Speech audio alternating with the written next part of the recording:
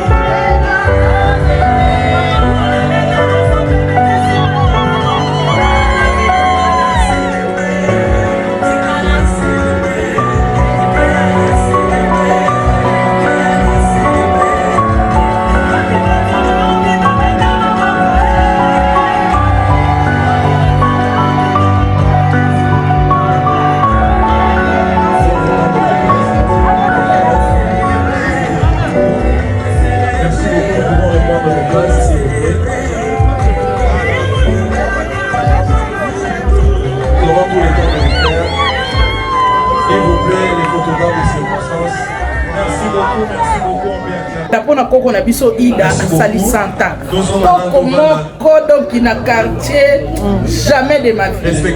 Donc azali ki biso to menga ki leki na biso, mwana na biso, koko na biso, do yasa nyuso ya biso Ida tone. Do tozana sengo koleka, nenga sali santa na ye, tozo feta ngone lengi. Donc nzamba pesi mikolo ebele o na sala mate. Ba koko ebele na quartier oyo. Basi bakenda kutuna moins de 60 ans, moins de 70 ans, mais Ida a conquis 100 ans en tout cas. Tous ont mis télé pendant Botama et l'amour, Botama et l'amour, Botama et l'amour, Mama Ida, Botama et l'amour. 100 ans ezali ngolu, 100 ans ezali lipamboli, 100 ans ezali esengo. Mama Ida, nzamba bateli yo po biso bakoko na yo lelo tokoma pe bakoko tomona yo. 4 générations oyo moni na misu na yo ezali lipamboli. Mama Ida zalaka motema malamu ngai na koya komona o lisusu ndenge tomonaka yo tokobanda omona o lisusu nzamba azobombela biso yo poza motema malamu oza motema malamu. Mama Ida, moi nga na considéraka yo comme mama na ngai, na considéraka yo lokola koko te, koko ya pati te, koko na ngai, mama na ngai. Nzamba pambolela ngai yo, nzamba batelela ngai yo. Mama Ida, natindi kado na yo pata kolakisa o yango komona ngo.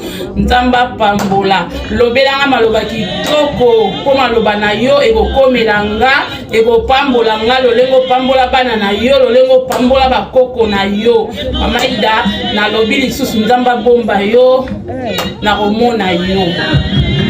Joyeux anniversaire Koko Ida, vive tes 100 ans. Biso bakoko noto tombela yo mikolo ebele umela encore bakisa 30 ans koko pomona bakoko na yo bana bakoko loko na yo. Koko Ida, vive tes 100 ans, tozo bina tozo fêter. Koko Ida tozo fêter. nzamba batela yo tolingaka makasi koko biso bakoko na yo toza wana toujours na yo sepela ozomérite mpona bolamu mpona motema malamu na yo mpona oyo nyonso tosala mpona ndenge obokola biso bakoko loko na yo bakoko na yo tolingaka makasi koko Ida. Joyeux anniversaire Ida. On t'aime beaucoup, vraiment 100 ans. C'est énorme. Hein? Tolingo Mingi Ida 100 ans na yo. Joyeux anniversaire. Joyeux anniversaire encore. Mbotama ilamu na koko Ida. Ida Nchone. Ida Embun. Ngemusa ole. Mbotama ilamu na koko Ida. Nazane sengo mingi lelo. Et nasengi vraiment nzamba baksela o makasi abatela yo mikoleza koya na kosouhaiter koya kotala yo. Vraiment Ida, merci mingi pona bolingo pona nyonso ya malamu oyo na yekoli epa na yo. Olakisaki nga bolingo, olakisaki nga kokaba, olakisi nga mawa ya bato. Vraiment bavaleur wana naza nango ti sikoyo. Merci mingi koko Ida. Nzambe ya continue kopeso makasi. Kala te tokomonana na yo koko Ida na koya kotala yo. Babizu ebele na lingi yo mingi. Ida Nchone. Botama elamu na yo koko Ida. Babizu ebele. Bébé bo akoma papa bo. Vraiment na lingi yo mingi koko na nga Ida. Babizu ebele nzambe batela yo. Bye bye.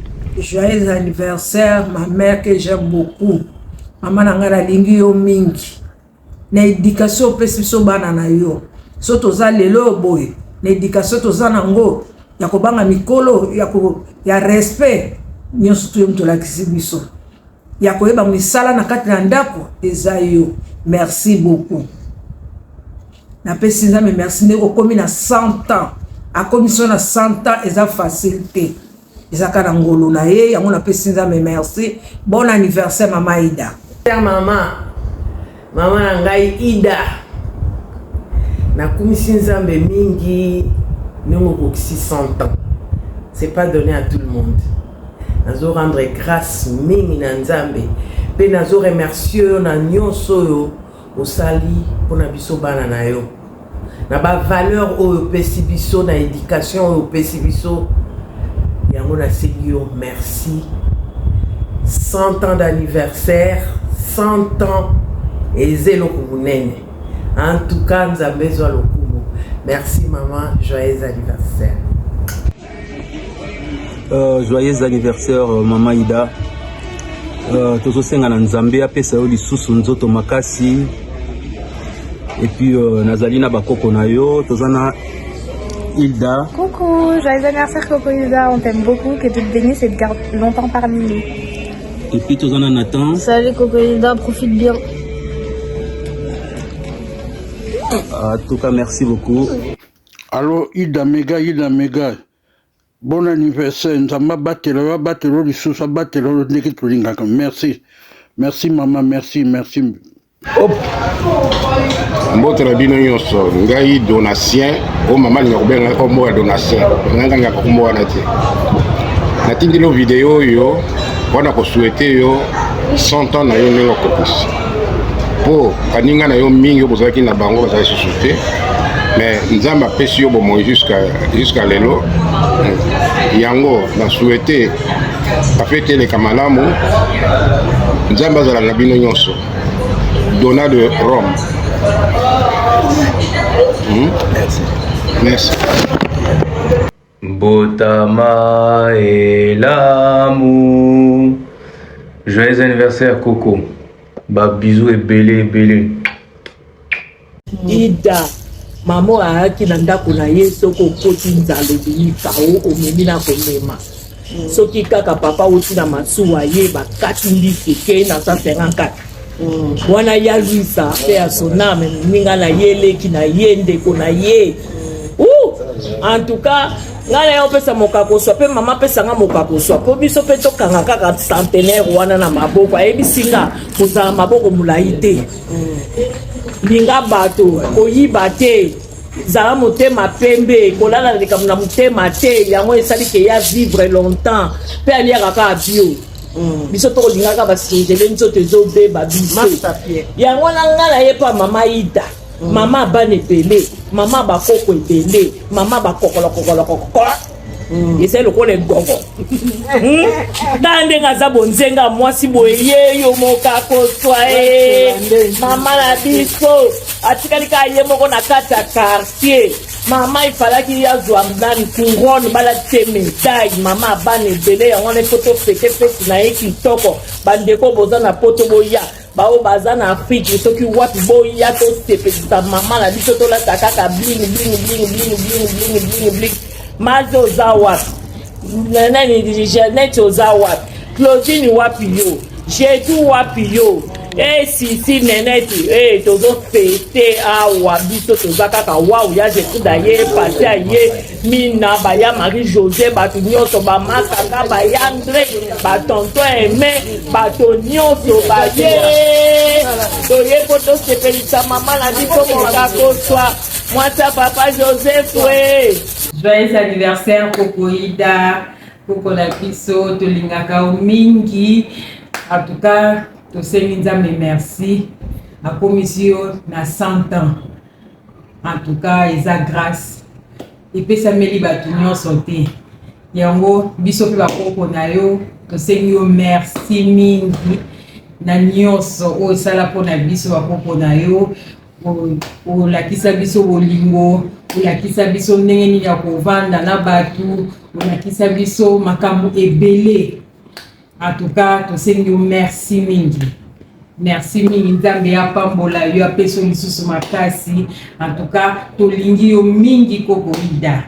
Bisous. Joyeux anniversaire Coco, joyeux anniversaire, profite bien. Bisous. Joyeux anniversaire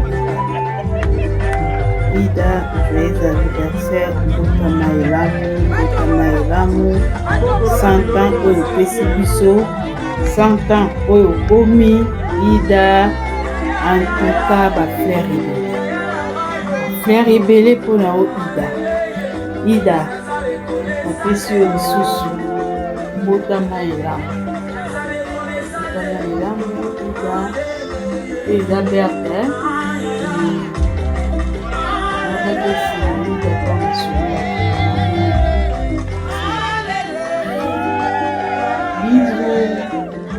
Botama Elamu Ida Nsone, vraiment na sepeli makasi ningo kokisi 100 ans na yo, vraiment profiter na journée na yo, to sepeli ningo zalaka Coco na biso, vraiment kaningo lobara enzomi koboteleki mbongo eyebolo.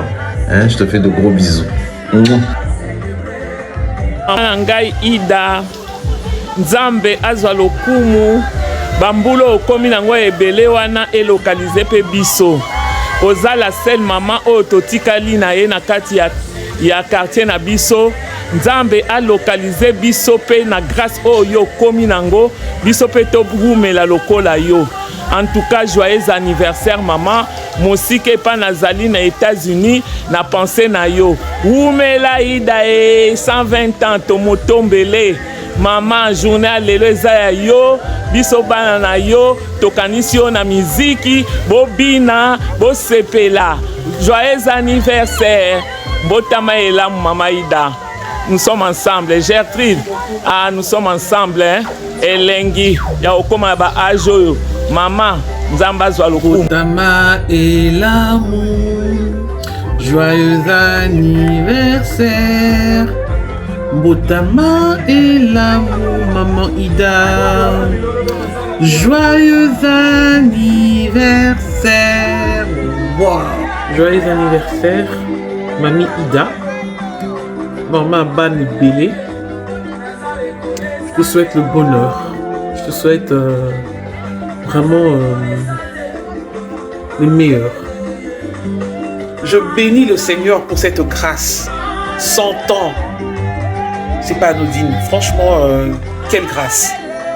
Botama Elamu, joyeux anniversaire. Nzamba Batela, happy birthday to you. Pour la bouteille Morosiko à ton honneur. Vraiment joyeux anniversaire. Notre centenaire. Notre doyenne. Tout gros on t'aime tout gros. Basusu Balobi 100 ans Tomotombele. mais yo zwi grâce wana ya kokóma na mbula wana nzambe abatela abomba o lisusu une santé de fer et une paix au mokili kopesa te nzambe apesa yango. Mama Ida naza na esengo monene ya kopesa yo bon et joyeux anniversaire oyo 100 ans ya bolingo, 100 ans ya mayele, 100 ans vraiment ya oyo penza ya kolakisa biso nyonso tuke ozali mayele koleka biso nyonso tu 100 ans mbula kama vraiment mama naza na esengo monene nalingaki nazala wana tofete biso nyonso tu mais bon tala kaka mosika nga mpe mosika me likambo ezali te tokomonana naza na esengo makasi naza vraiment na esengo makasi ngai awa mpe naza komela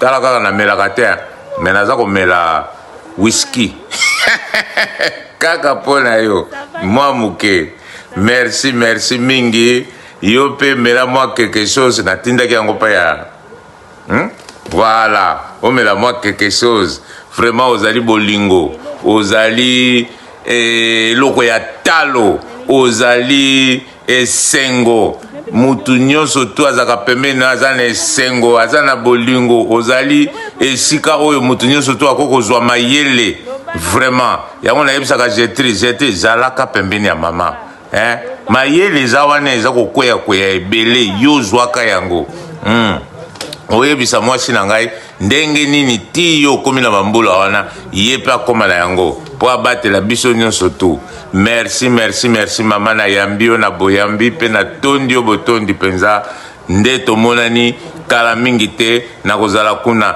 mpo nayebi ke ata 100 ekoki me yo oza nzoto makasi yo oza na esengo yo oza na nzoto ezali nanu malamu tokokoma ata na ntina ba 120 problème eza te na pesi bino nyonso tu bisous merci beaucoup beau fête malamu merci Coco Botama et l'amour, joyeux anniversaire, longue vie, encore de nombreuses années. Commémorant les 100 ans d'âge de notre maman, Mémé, ou grande Mémé pour moi. Ne soyez pas surpris qu'à mon introduction, j'ai parlé de nièces et neveux. En fait, moi, je suis de la 3e génération de cette grande dame devant vous qui répond au nom de Mitwezi Bibi Ida. Mais j'ai déjà des nièces et de neveux.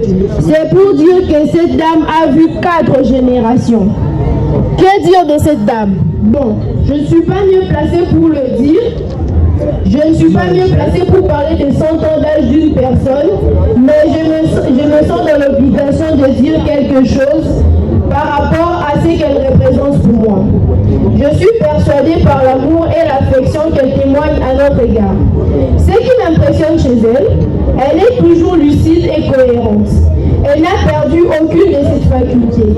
Cette dame a la mémoire d'un éléphant, la longévité d'une tortue de mer et la sagesse d'une école de Salomon probablement.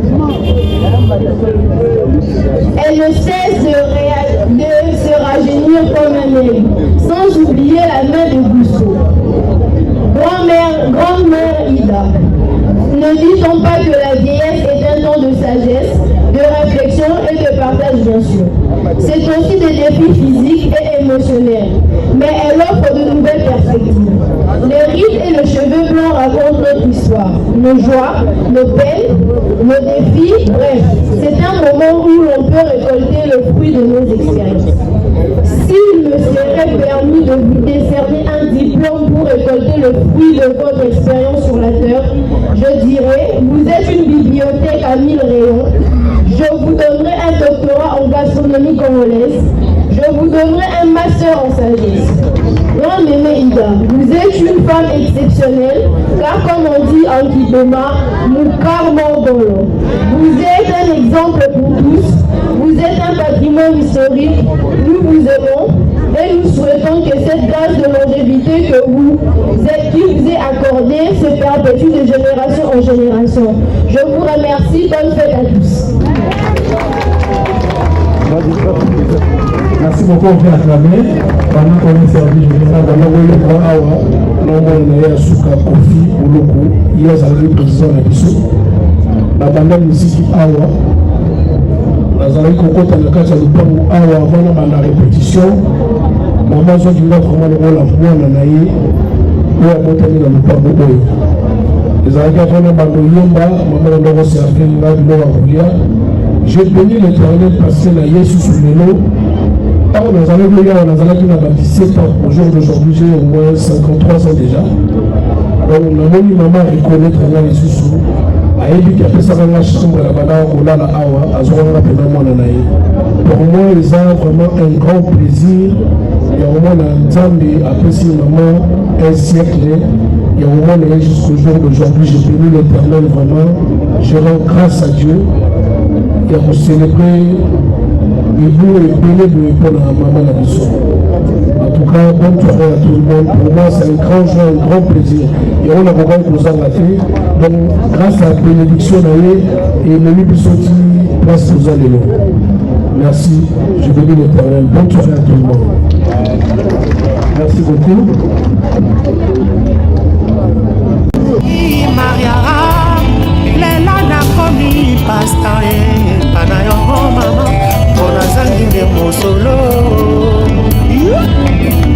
Obosani le temps passé papa si oyo ngai namonaki mpona yo olingo epesinga ta merci terre po baboti bayo bafininga pauvre malheureux mobola na zanga elaka nini yango nazali na yango. Ça c'est une occasion rare et puis je dirais même unique depuis que Casa Bourmès. Alors je me sens vraiment très honoré par la famille Loukou. Je pense que c'est le nom qui est répondu ici dans Casa Bourmès. Alors j'ai rehaussé de ma présence parce qu'il s'agit d'un événement heureux mais aussi historique. Parce que centenaire, c'est pas donné à tout le monde. Amen. Nous disons merci à Dieu parce qu'il a gardé Maman Ida jusqu'à arriver à ses centenaires. Amen. Alors moi, en tant que le premier citoyen, je suis ici pour honorer non seulement la famille, mais aussi Maman Ida. Et c'est aussi une bonne occasion parce que la famille, elle est quand même connue ici à Kassavou. Et nous sommes non loin de l'île 3 qui est aussi une place très très symbolique pour nous, les Kassavas. Donc je vois beaucoup de gens que je connais ici, en tout cas, ça mérite beaucoup de respect, raison pour laquelle nous ne pouvons qu'être ici pour accompagner cet événement. En tout cas, je dis merci à tous ceux qui sont ici pour honorer Maman Ida. Et là, nous allons symboliquement. Je ne peux pas l'acclamer, tu peux continuer à le faire.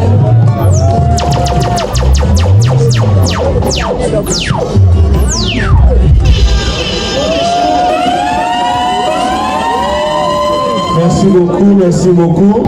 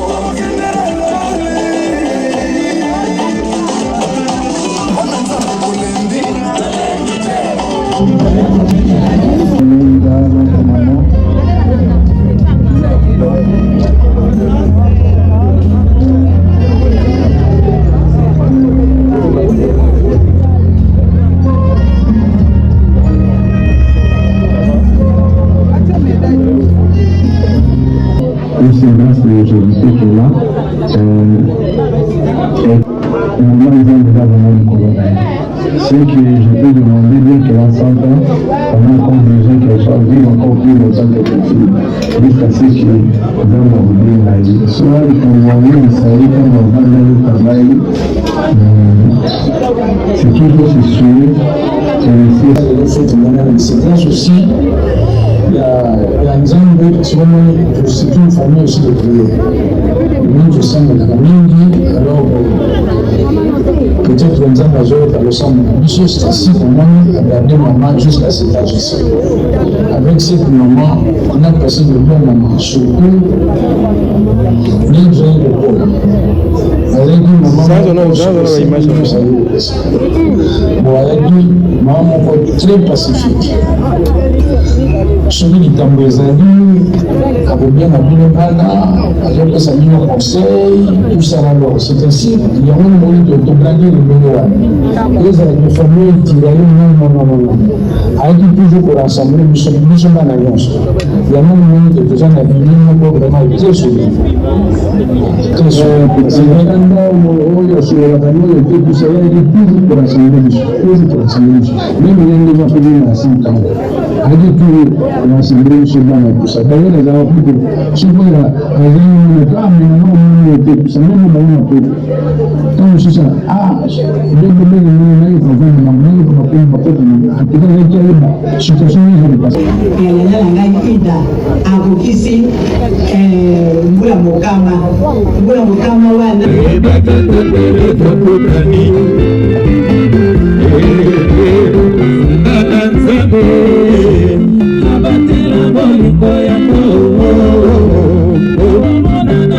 Kakayo, otaki kuna tobalagi.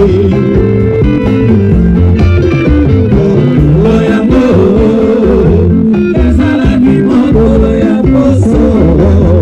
Ojela nzambe batepaeki, tobalaki sena ona komoko. Jelasiko, otaki mwana, nakamasi wabimbananga.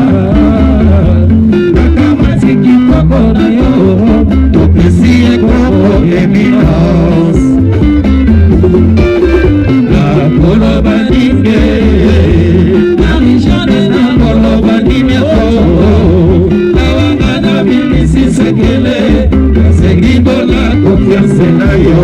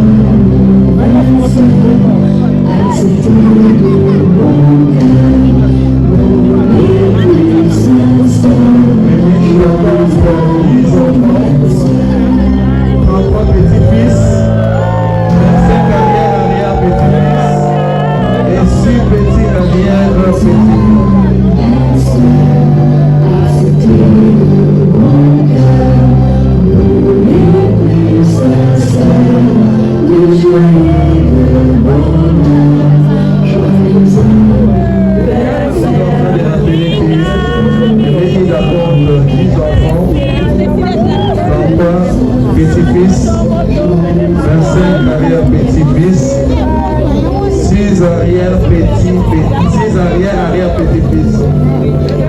Est-ce qu'on peut acclamer pour elle? Elle a vu ses 4 générations, une bénédiction.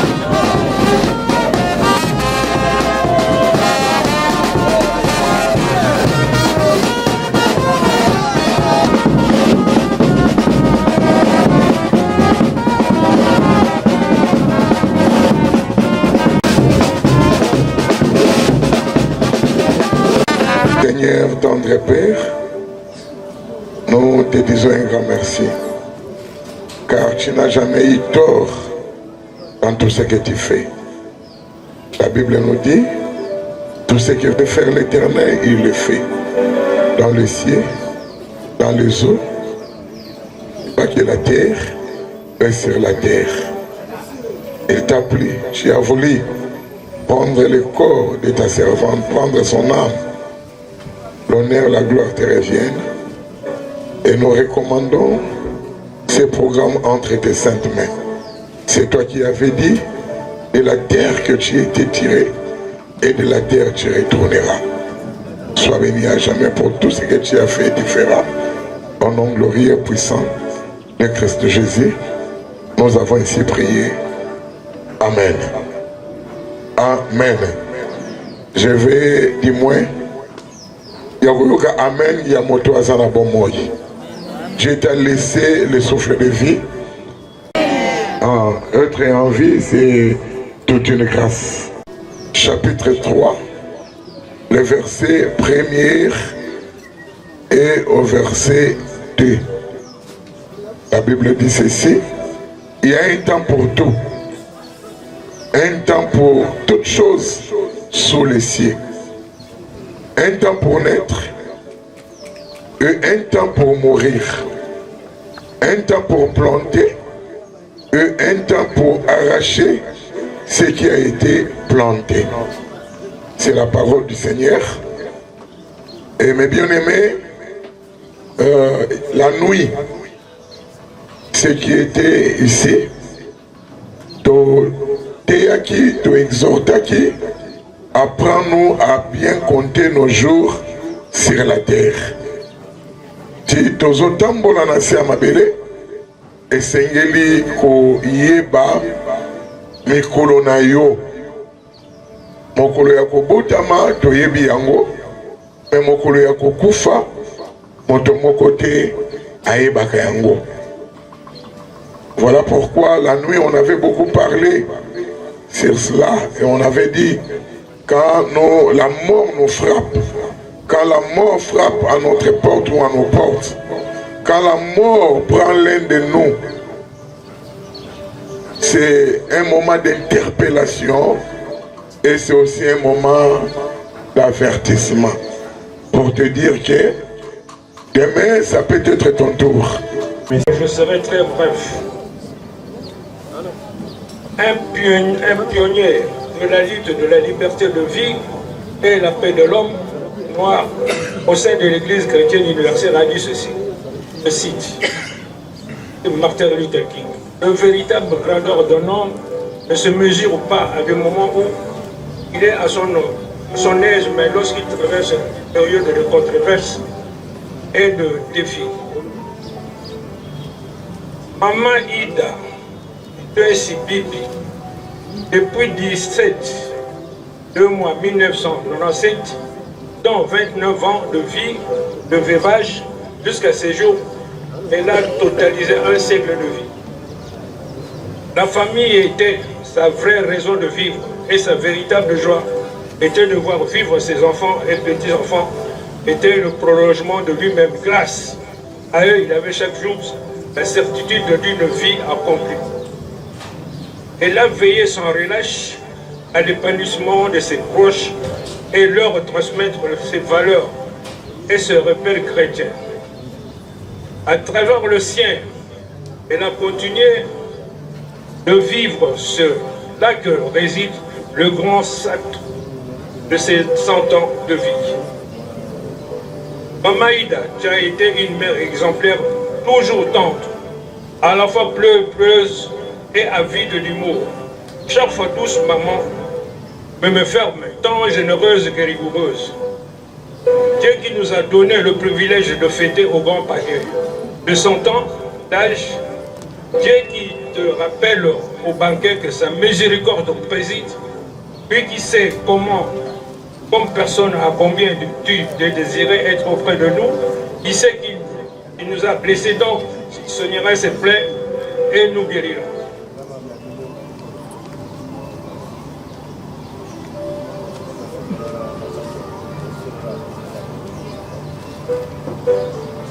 t'aimons et nous t'aimerons. Pour mes sœurs et frères, toujours disponibles et attentifs, elles qui ne se laissaient jamais de nous donner de précieux conseils, à chaque fois pardonnez nos erreurs. Pour notre maman que nous avons tout donné, nous devons nous aimer et nous pardonner les uns les autres pour son amour. Pour nos mamans légendaires et vives de l'Église catholique Saint-Joseph de Matongé, merci à tous d'avoir été présentés à nos côtés à cette période de deuil. Merci pour vos manques d'affection. Merci, merci, merci. On peut acclamer pendant ce moment. Cette dame, elle est partie en maternité pendant 10 fois, durant 10 fois, pour donner naissance à 10 enfants. Et l'échantillon qui est là, d'autres sont absents. Donc c'est la famille Bouloukou. Si on peut acclamer pour elle.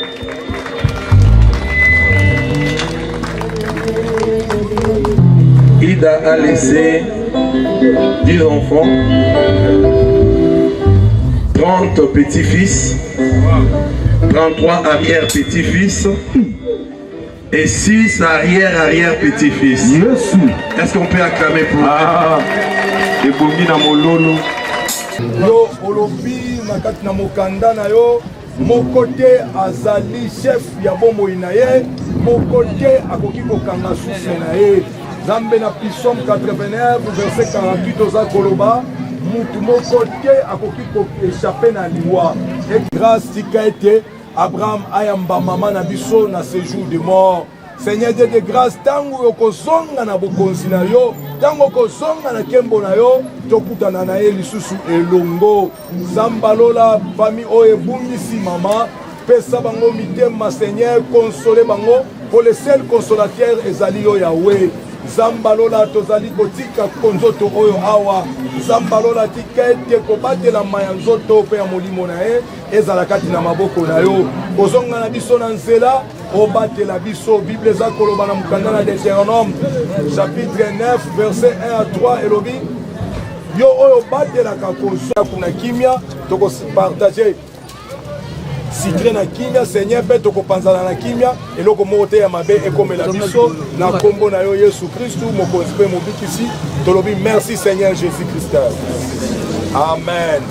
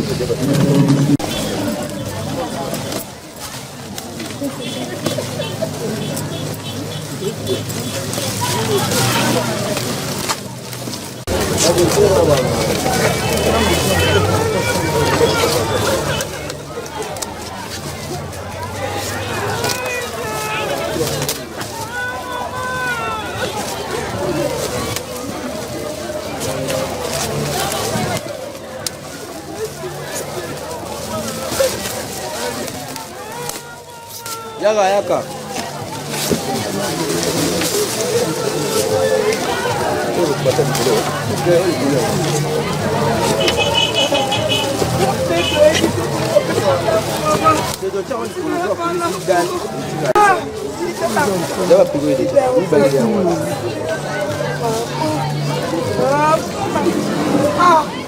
Wapele.